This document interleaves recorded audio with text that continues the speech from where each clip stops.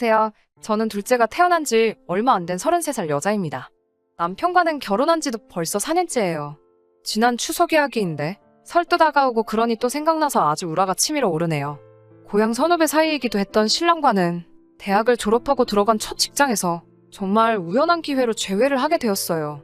고향에서 그렇게 가깝게 지내던 사이는 아니었지만 같은 회사에서 다시 만난 신랑과는 우연한 만남 때문인지 타지에서 서로를 제외한 그 상황에 끌렸는지 그렇게 순식간에 정이 들어버렸고 결국 결혼을 하게 되었어요.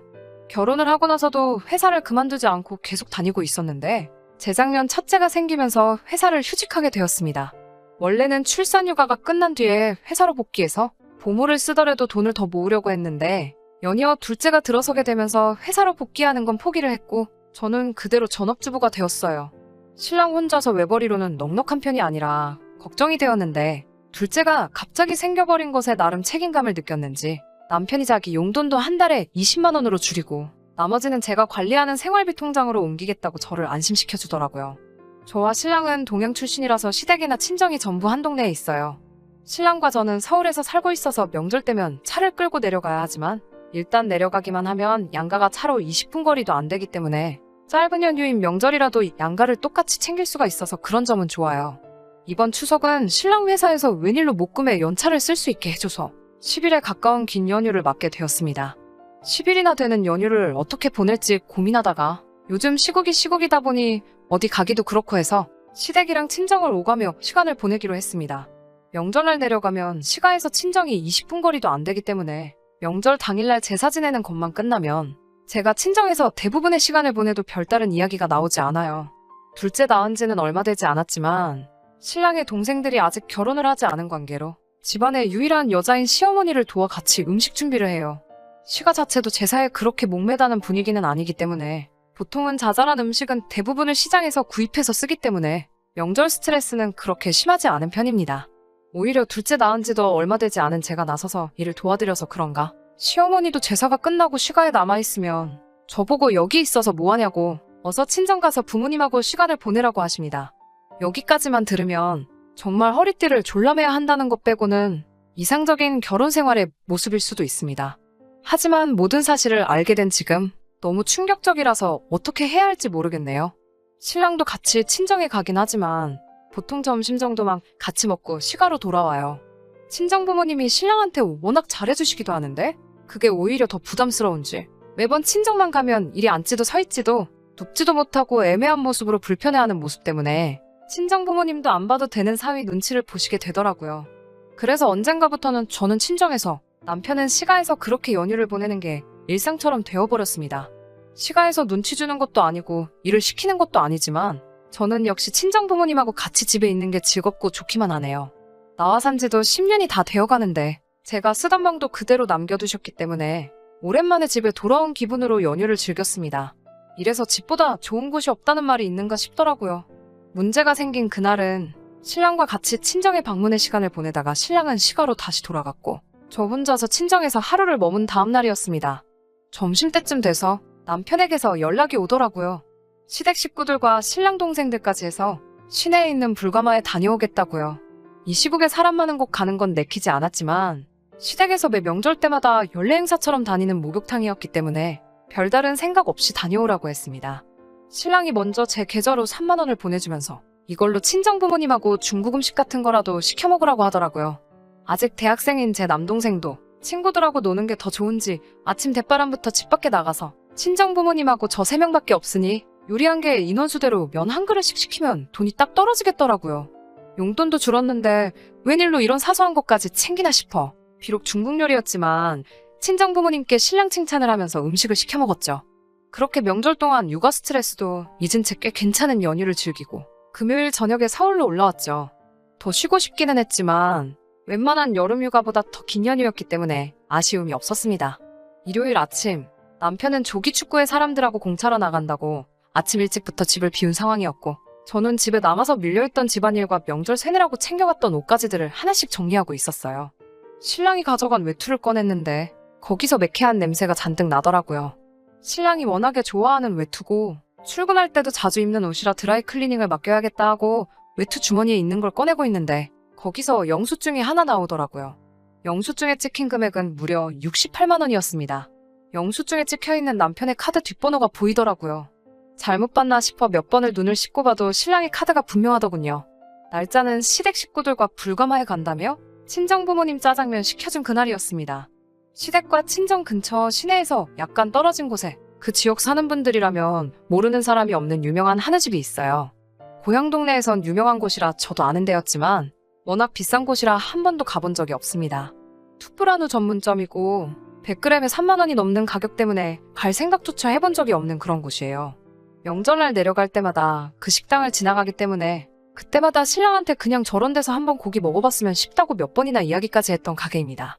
신랑도 그럴 때마다 여유가 생기면 저런 데 못 가볼 것도 없지 하면서 언젠가 꼭 한 번은 가기로 했던 그곳이었어요. 고깃집 가지고 뭘 그러냐는 분들도 계시겠지만 모자란 생활비 때문에 허리띠 졸라맨다고 겨우 먹던 게 마트에서 삼겹살 행사할 때 아니면 무한리필집 가서 먹는 게 전부였기 때문에 더 억울하더라고요.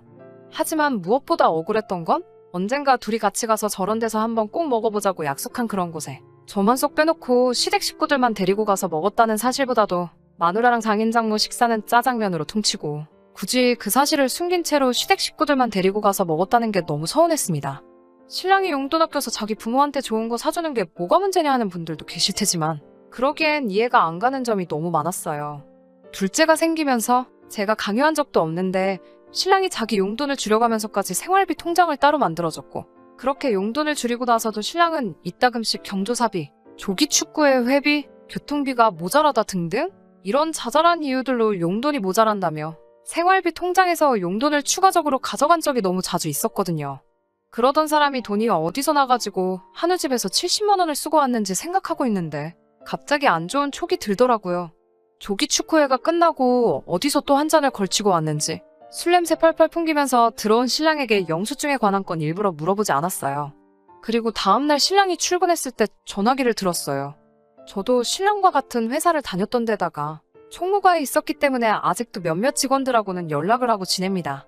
원래는 이렇게 하면 안 되는 건 알지만 너무나도 참을 수 없어서 격리과에 친하게 지내던 후배에게 전화를 걸었습니다. 이러이러한 사정 때문이니 꼭 좀 부탁한다 했더니 후배가 곤란해하면서도 지급 내역을 이야기해주더라고요. 정말 충격적이었습니다. 신랑은 비밀통장을 만들어서 제가 알고 있는 신랑의 고정금료를 제외한 나머지 돈들은 전부 비밀통장으로 받도록 해놨더라고요. 곧바로 신랑이 비밀통장을 만든 은행으로 전화를 했습니다. 하지만 은행에서 돌아온 답변은 알려줄 수 없다였어요. 부부인데도 안 되는 거냐 했더니 계좌주인 신랑이 본인이 통장을 개설한 지점에서 본인이 직접 방문해 요청하지 않는 이상 그 어떤 조회 업무도 할 수 없다고 안내해 주더라고요. 그날 저녁이 되어서야 퇴근하고 돌아온 신랑 앞에 그 고깃집 영수증을 들이밀었죠. 이게 뭐냐고 조용히 물어봤는데 신랑이 안색이 바뀌더군요. 친정에 짜장면 사주고 너는 그 고기가 목구멍으로 넘어가더냐고 한마디 했더니 대번에 부모님이 고기가 좀 먹고 싶다길래 그동안 용돈 모아둔 걸로 사드린 건데 자식이 부모 고기 좀 사줄 수 있지. 그게 뭐가 잘못된 거냐고. 그런 거 가지고 화를 내냐며 오히려 저에게 화를 내더라고요. 그러면서 하는 말이 자기 용돈을 빼고 나머지 돈을 생활비라고 저한테 다 주는데 그러면 너도 생활비 아껴서 친정 부모님 데리고 가서 고기를 사드리면 되는걸. 제가 돈 아까워서 제 부모한테 효도 못한 걸 왜 자기한테 화를 푸느냐고요. 씻고 나와서 고기가 땡겨서 다녀온 건데 먹는 것까지 일일이 저한테 전부 허락을 받아야 하냐면서 말이죠. 차라리 거기서 저에게 사과를 했다면 다음번 명절 때는 우리 부모님 모시고 가서 한 번 더 먹자고 저를 달래주기라도 했다면 남자가 사회생활 하는데 비상금 통장 정도는 운용할 수 있겠거니 생각하고 그냥 넘어갈까 했는데 적반하장으로 나오는 신랑의 모습에 저도 남편의 비밀 계좌 이야기를 하지 않을 수 없었습니다. 무슨 은행에 몰래 만든 계좌는 어떻게 설명할 건데? 라고 단도직입적으로 말을 꺼냈더니 그때부터는 신랑의 얼굴이 아주 사색이 돼서 말도 제대로 잊지를 못하더군요. 용돈도 너가 줄인 거고 모자란 만큼 생활비에서 돈도 더 빼가 쓰고 있으면서 비밀 계좌까지 만든 이유가 뭐냐 묻는 말에는 아무 대답도 못하더군요. 끝끝내 아무런 대답을 못하고 있는 신랑에게 내일 보자고 이야기하고 그날은 아이방에다가 이불 깔아놓고 잤습니다. 다음날 아침 신랑의 출근길을 동행했습니다. 오랜만에 다니던 회사 근처에 가니 둘째 아이가 생기면서 계획대로 되지는 않았지만 이것 때문에 제가 제 경력까지 포기한 결과가 있건가 싶어서 오만 가지 생각이 다 들었어요. 회사 다닐 때 자주 가던 근처 카페로 가서 나는 여기서 기다리고 있을 테니 점심시간 맞춰서 나오라고 말했습니다. 점심시간에 맞춰 나온 신랑을 데리고 같이 은행으로 갔습니다. 신랑이 동행한 상태였으니 아무것도 안내해줄 수 없다던 은행은 결국 제 앞에 신랑의 비밀 계좌 내역을 계좌를 개설한 시점부터 전부 뽑아다가 가져다 줬습니다. 너무나도 충격적이었어요. 저와 결혼을 한 그 시점부터 신랑은 저 몰래 월급을 제외한 다른 모든 것들을 받는 비밀 계좌를 개설해서 가지고 있었던 거예요. 통장 내역은 더욱 더 가관이었습니다. 몇십만 원짜리 술집에 다녀온 것부터 어디다 썼는지 현금 인출도 한 번에 몇십만 원씩 엄청나게 많이 했고 시가에도 저 모르게 1년에 두어 번씩은 몇백씩 보낸 기록까지 싹 다 나오더군요. 친정에는 생신날과 어버이날에 한 분당 10만 원씩 해서 보내던 게 전부였는데 아끼고 아껴서 살림살이 나아지면 금액을 올리자고 하던 말이 제가 집에서 애 보는 동안 둘이 같이 아껴서 잘 살아보자고 해오던 말들이 여태껏 전부 거짓부렁이었다는 걸 알고 나니 그 자리에서 더 이상 화도 나지가 않더라고요. 집으로 돌아가 어떻게 해야 하는 건가 고민을 엄청 많이 했어요. 아직 말도 못하는 둘째가 울고 있어 업어가며 달래고 있는데 그 와중에 저도 눈물이 마구 나더라고요. 퇴근하고 돌아온 신랑은 제 앞에 아무 말도 하지 못하고 제 눈치만 보고 있었습니다. 어떻게 하고 싶냐는 말에 아무 대답도 못하고 있는 모습을 보니 화낼 기운도 나지 않았어요. 일단 신랑의 비밀 계좌는 해지해버렸습니다. 신랑의 용돈도 없애버렸고 모든 돈을 제 통장으로 들어오게 바꾸어버렸어요. 물론 남자가 사회생활 하는데 돈이 필요하다는 부분은 저도 이해를 하기 때문에 돈이 필요할 때마다 저한테 미리 액수를 알려 허락을 받고 제가 한번 살펴본 뒤에 그때그때 제가 보내주는 걸로 합의를 봤습니다. 그건 너무하지 않냐는 신랑의 반응에 너가 그동안 사회생활 한답시고 몰래 결제한 술집들이 대체 뭐하는 곳인지 인터넷에 한번 찾아봐도 되겠냐고 물었더니 그 말에 곧바로 쥐죽은 듯이 조용해지더군요. 시가에는 그동안 비밀 계좌에서 보낸 금액만큼의 용돈이 친정에 갈 때까지 앞으로는 일절 한 푼도 보내거나 쓰지 않기로 했습니다. 대충 계산해봐도 신랑이 시가에 용돈 보내는 건 매번 보내던 액수로만 계산해보면 앞으로 12년은 시가로 어떤 명목으로든지 돈 보낼 일은 없어졌네요. 그리고 다가오는 구정 때 시댁에 가서 시부모님 보는 앞에서 짜장면 한 그릇씩 시켜놓고 음식이 도착하자마자 친정 식구들 투뿔한우 사주러 간다고 말하고 무안을 잔뜩 준 뒤에 나오기로 했습니다. 물론 이걸로 남편을 전부 용서하거나 한 건 아닙니다. 아이 둘에게서 아빠를 뺏고 싶지 않아 내린 결정이기도 해요. 허나 여태껏 저를 속여온 기간을 생각해보면 도무지 분이 풀리지를 않네요. 이 정도면 충분히 했지 싶다가도 돌이켜 생각해보면 도무지 용서가 되지가 않아요. 다음 구정이 지나면 여러분들께 후기랍시고 사연 한 번 더 보내보도록 하겠습니다. 그때까지 시간이 아직 있으니 혹시 제가 취할 수 있는 더 좋은 방법이 있다면 사연 들으시는 분들의 고견 부탁드리겠습니다. 제 이야기 끝까지 들어주신 여러분들께 진심으로 감사의 말씀을 드리겠습니다. 후기입니다. 사연 보내드린 지도 벌써 한 달이나 지났네요. 여러분들의 고견 감사드립니다. 신랑이 저 몰래 다닌 술집이 뭔지는 이미 알고 있었어요. 비상금으로 현금 인출해서 어디다 썼는지 확신은 없었지만 보통 술집에서 카드 긁은 날마다 인출했기 때문에 어렴풋이 알고는 있었습니다. 여러분들이 달아주신 댓글들을 살펴보니 확신이 서더라고요. 신랑한테 어디 설명해봐라 했더니 당연히 절대 그런 게 아니라고 잡아떼더군요.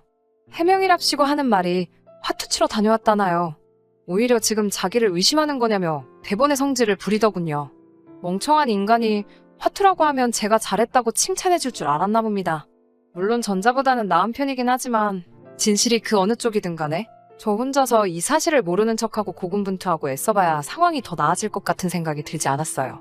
친정 가서 고기 한번 사먹는다고 끝날 일이라는 생각도 제가 너무 안일했던 것 같고 무엇보다도 제 신뢰를 저버린 남편을 용서할 수가 없었어요. 그래서 신랑 모르게 변호사님을 찾아뵈었습니다. 신랑과 나눈 대화를 녹음해서 가져갔는데 술집을 다녀온 날 이후에 남편의 행위를 입증할 방법이 없으면 조금 어렵겠다는 듯이 이야기해 주셨어요. 화투장 다녀온 걸 이유로 둔다고 하더라도 신랑이 중독이라고 부르기 힘들 정도로 인출금이 소액이기도 하고 계좌 기록이 두어 달에 한두 번 정도밖에 되지 않아서 상습이라고 하기도 애매하다고 하시네요. 협의 이혼을 하라는데 그렇게 되면 위자료가 문제가 될 거라고 하시더라고요. 이 경우에는 양육권도 권리를 주장하는 경우가 비일비재하다고 하는 말과 함께 친권도 양육자의 경제적인 상황까지 봐서 이 경우에 제가 불리할 수도 있다고 하시는데 사무실을 나오는데 너무 막막하더군요. 직장을 떠난 지 기간이 좀 되지만 앞으로 돈이야 벌면 되는 것이고 일할 곳이야 어떻게 구하려면 구하겠지만은 그렇게 된다면 아이 둘을 제가 돌보지 못하니 말이에요. 고향으로 내려가는 것도 생각해봤지만 시가도 가까운 편이라서 꼴도 보기 싫을 텐데 자주 마주치게 될 것 같아서 엄청 고민이 되더라고요. 그 고민 끝에 저는 결국 이혼하기로 결심했습니다. 다만 조금 시간이 더 걸릴 것 같아요.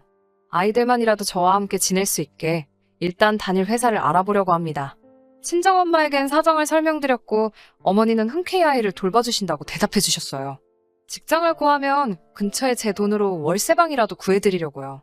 신랑에게는 복직은 물 건너갔지만 새로운 직장을 찾으려 하는 중이라고 이야기해뒀습니다. 이혼을 준비하는 건 비밀로 했어요.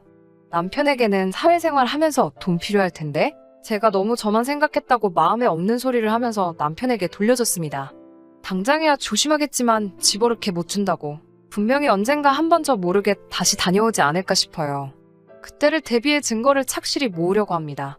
제가 번듯한 직장이 생겨 아이들의 양육권과 친권을 온건히 가져올 수 있을 때 그때 이혼 서류를 들이밀어 보려고 해요. 당장은 꼴도 보기 싫고 우라통이 치밀어 오르지만 결국 마지막에는 제가 웃을 수 있는 날이 왔으면 좋겠네요. 보내주신 응원과 여러 의견들 감사합니다. 조만간 좋은 소식으로 찾아뵙겠습니다.